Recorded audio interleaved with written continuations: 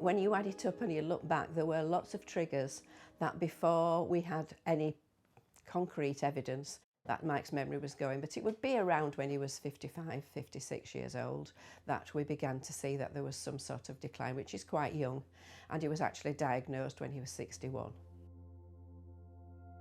In the initial days, after Mike's diagnosis, neither of us accepted the ways that it was told to us.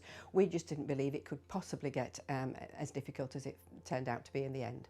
Because we were active people, little by little, and it was little by little at the beginning, I noticed changes. I noticed changes in how Mike could function.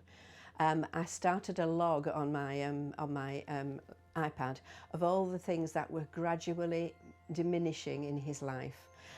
You know, he would substitute a lot of the practical activities that he enjoyed with activities where he was doing something. So, for example, he might change his shoes 20 times a day.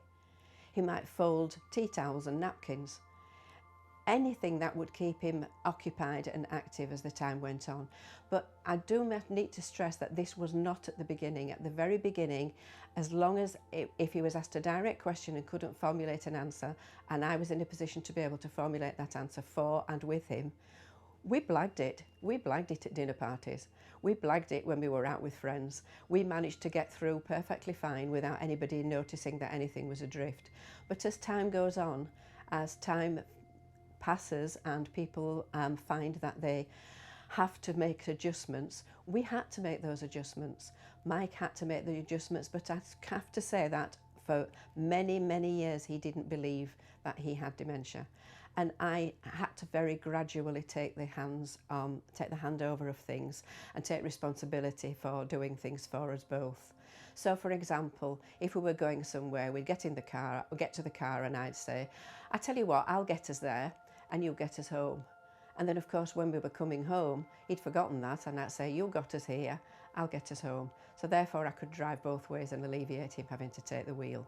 He did drive for 3 years before he had to give up, but he did remarkably well at coping, and I don't know what kind of a stress that put on him. I know what kind of a stress it put on me, because we actually had to sit and discuss how we would move it forward eventually.